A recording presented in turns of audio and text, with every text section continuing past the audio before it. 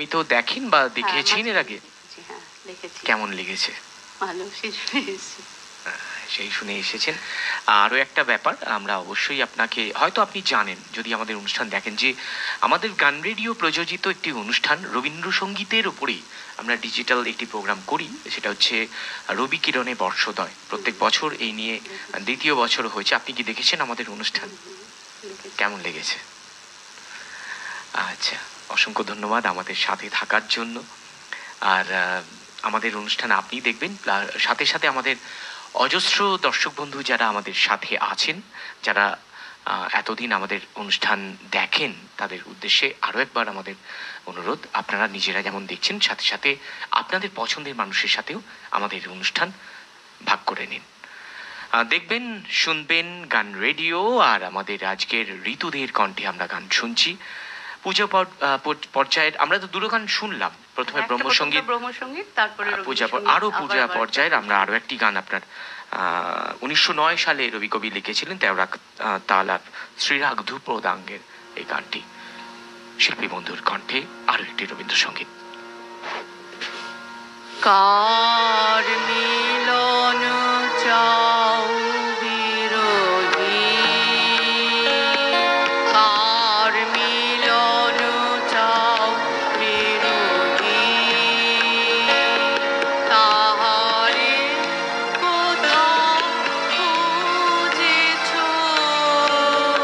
ভব অরণ্যে, কুটিল জটিল গহনে, শান্তি সুখহীন ওরে মন, কার মিলন চাও বিরোহী,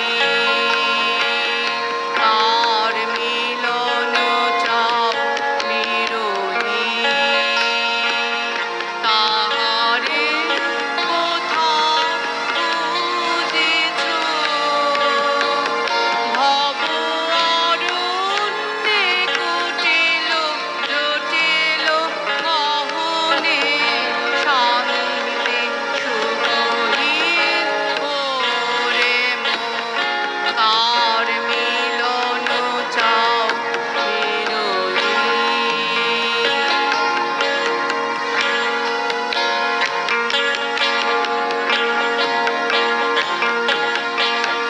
দেখো দেখো রে চিত্ত কমলে, দেখো দেখো রে চিত্ত কমলে, চরণ পদ্ম রাজে হায়, অমৃত জ্যোতি কেবা সুন্দর, অমৃত জ্যোতি কেবা সুন্দর ওরে মন, কার মিলন চাও বিরোহী,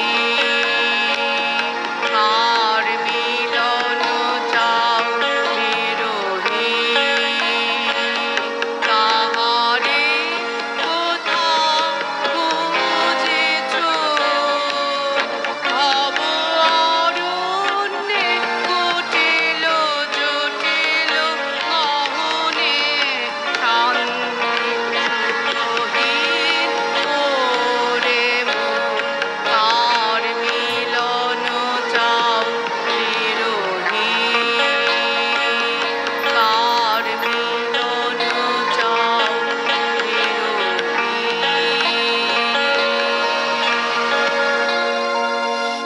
পছন্দের ক্রমবিন্যাসে বিন্যাস যদি আমি করি, আপনাকে যদি জিজ্ঞেস করা হয় যে রবীন্দ্রসঙ্গীত বোধ হয় আপনার প্রথম পছন্দের, অ্যাকচুয়ালি ছোটবেলা থেকে রবীন্দ্রসঙ্গীতেই কতদিন হলো রবীন্দ্রসঙ্গীতের সাথে পথ চলা?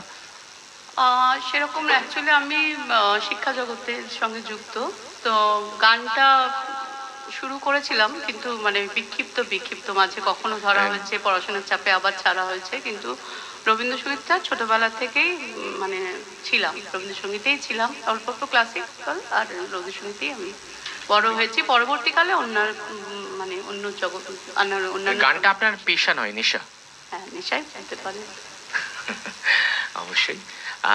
এরপর আমরা একটু স্বাদ বদল করব সুধীন দাশগুপ্তর সুরে আর সুনীল বরণের কথায় আরতি মুখোপাধ্যায় আমাদের বাংলার একজন বলিষ্ঠ জনপ্রিয় গায়িকা রেকর্ড করেছিলেন অসাধারণ একটি গান, যেটি আপনাদের জন্য উপহার আমাদের শিল্প বন্ধুর তরফ থেকে।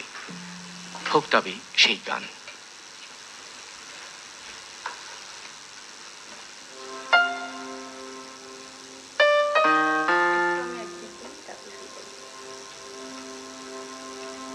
যেন আকাশকে বলো না কখনো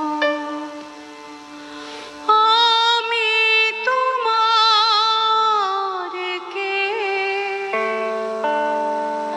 যেন বাতাসকে বলো না কখনো তুমি আমার কে,